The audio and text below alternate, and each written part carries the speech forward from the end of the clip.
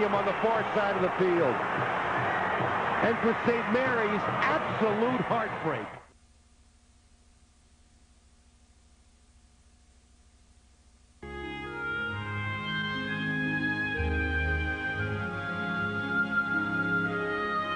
It has been said that to measure a man's pride, one must not gauge his reaction to success, but rather his response to adversity.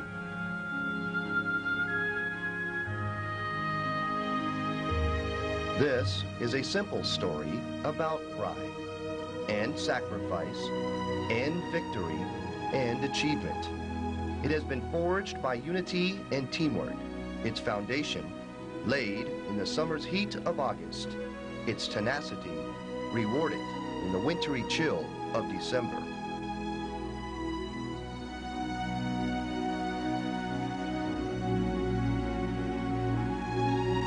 It is about assuming the mantle of a champion and having the determination to stay the course. It is a story which has deep roots, embedded in family and in tradition. This is the story of the 1995 St. Mary's Knights.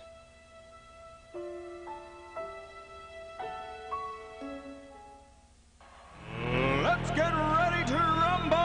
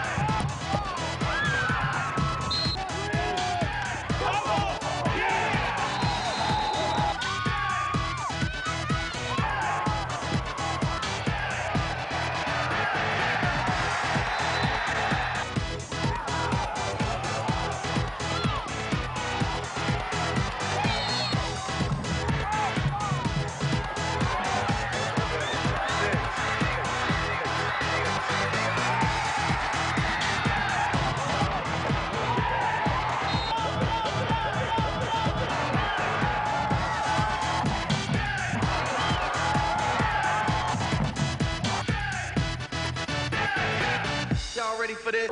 ready for this? With the returning nucleus of a team that had come within 24 seconds of winning the state title, the St. Mary's Knights were everyone's odds-on favorite to return to Sun Devil Stadium and seize the crown. South Mountain would be first to fall to the top-ranked Knights in a 47-0 rout. Camelback was crushed 35-6 in the home opener, and in week 3, a solid Salpointe club was expected to test the Knights. But somebody forgot to put out the welcome mat at Phoenix College, and St. Mary's, playing a nearly flawless game, blanked the Lancers 41-0. Desert Valley Region play began on the road at Shadow Mountain, and St. Mary's took the first step toward Gold Pants with a 38-0 victory. In Game 5, the Knights were on the road at Dobson, visiting a Mustang team that many expected to be the best of the East Valley. St. Mary's continued its winning ways, scoring early and often. Quarterback Ryan Keeley was outstanding, completing 15 of 16 passes for 256 yards and falling 18 yards shy of the school record held by Coach Steve Bellis. But that record could wait. Keeley was in a zone, and the Knights rolled 42-17. In weeks 6 and 7, Kofa and Deer Valley offered little resistance to a green machine that outscored the combined efforts of their foes 92-3. Next up for the Knights, the annual clash with arch-rival Brophy Prep. St. Mary's was now a perfect 7-0, had gained national attention, and looked every bit worthy of its #1 ranking. A win would extend St. Mary's domination over the Broncos to a sweet 16 years. I was not going to be a part of the team that would lose the first game in 16 years to Brophy, especially coming from there. For the Brophy faithful, the nightmares continued, 31-9. North Canyon was eliminated 50-7, and the long-awaited rematch with Horizon finally materialized in Week 10. To capture the Desert Valley Region Championship, St. Mary's would have to win and finish the regular season a perfect 10-0. Leading 7-0 at the half, the Knights took control immediately in the third quarter and went on to post a 28-0 victory. It was a measure of payback, but little did anyone suspect what would transpire in the weeks ahead. The regular season drew to a close for the undefeated Knights. The playoffs awaited, and so did that little matter of unfinished business. I think the concept of unfinished business really capsulizes what we were all about. I think all of us from day one just had that burning desire to get back to the state championship game, and the team really personifies the determination it took to get there, the hard work they were willing to put in, and certainly the quality of play that they showed every Friday night. The 1995 5A state playoffs saw Alhambra travel to Phoenix College in round one to try their luck against St. Mary's. But the Knights, wearing the gold pants and green home jerseys of the #1 seed, proved to be the Lions' misfortune with a 48-0 shutout.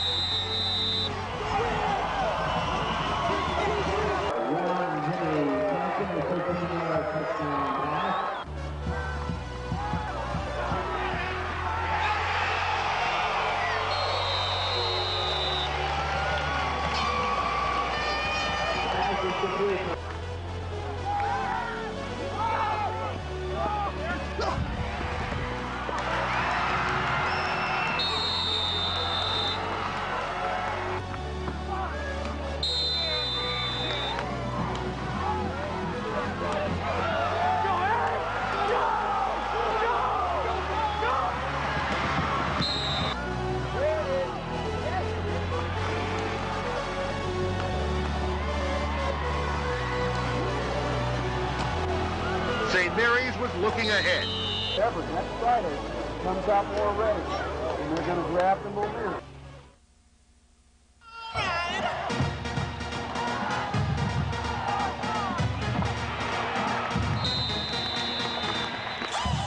The state quarterfinals would provide the toughest bowl of the year. Mesa Westwood, eliminated the previous 2 years by St. Mary's in playoff action, came ready to play.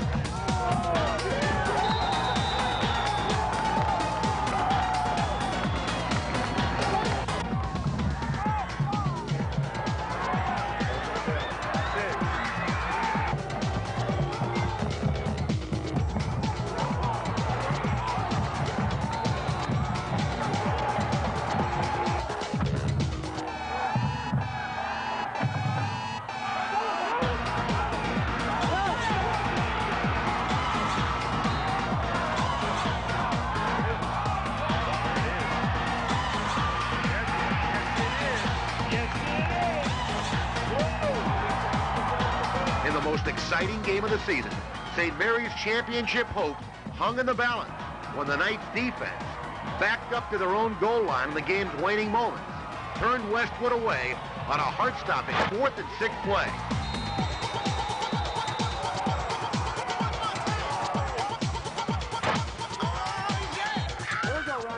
The Knights hung on for a hard-fought 19-13 victory and advanced to the state semifinals.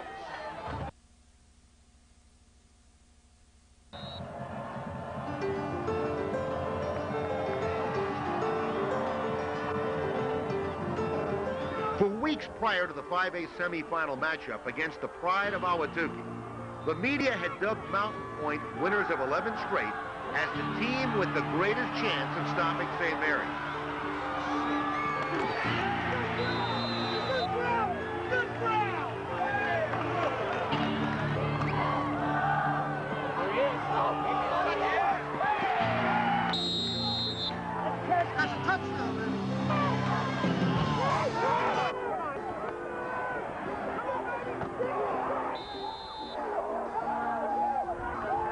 When I made that stick on Keith Brown, I felt like nothing could stop us. My blood was driving.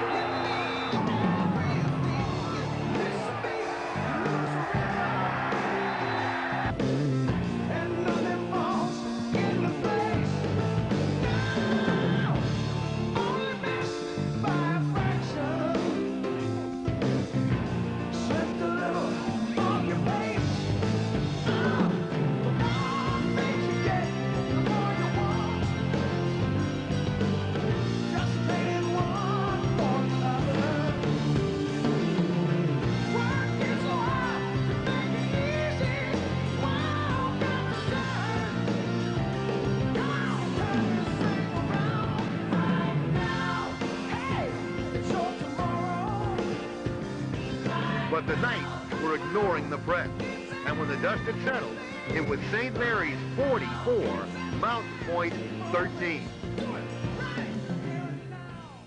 There's a school in the entire state that has the following that this school has, that has the support, the excitement. There just isn't anything that's better than being a student or being a fan or a parent at St. Mary's High School. I love them dearly. Number 67 and number 68, I love you. It's really unforgettable, and watching your son play is something that is, I'll be grateful for the rest of my life, and the tradition that I've experienced at St. Mary's through this season. Thanks, and let's go Knights. And at St. Mary's, you play with a lot of pride and with the family, because all the players, like myself, when I played for St. Mary's for 4 years there, you always have relatives and you have friends in the stands. I tell you, we're going to kick ass tonight. As simple as that. St. Mary's fans turn out. It's great. We love it. That's probably the greatest thing that ever happened to my son and I and my wife. So good luck, St. Mary's Knights. And it's probably said best in the Brophy game when they put that banner up. It says, "Your daddy can't buy you tradition." I may upset some of you with what I'm going to say, but I was never more impressed this year than I was last. We were unbelievably lucky to be here last year. through hard work and other things. And the same things happen this year, but from us and for our family and the way we feel about SM, we were lucky to get here, to be freshmen, to be sophomores, to be part of it. It's about St. Mary's. It's not about the people who are here, and that's what should be really feeded here. Thank you.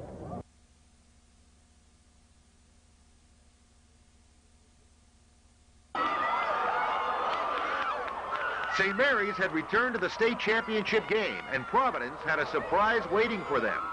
Horizon had also returned, and it couldn't have been scripted better. I'm Bishop O'Brien of the Diocese of Phoenix. What we're doing here tonight is a part of football tradition, but I hope it's also a part of faith tradition as people gather here tonight. It's the Feast of Our Lady, the Immaculate Conception, and I know that Our Lady will help us so they will go undefeated. God bless you. I'm Tom Ciani, referred to as the voice of St. Mary's.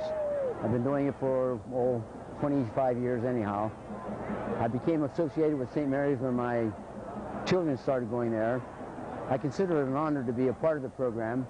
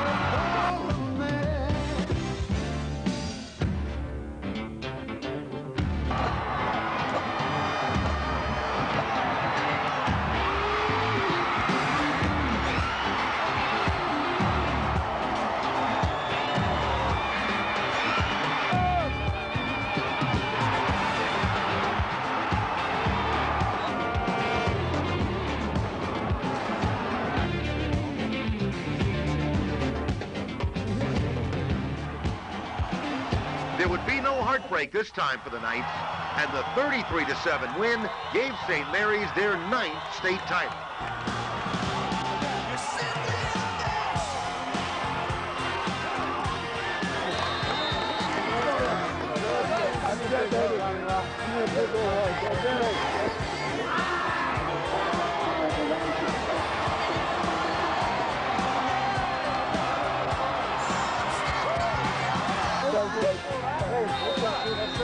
Thanks, folks.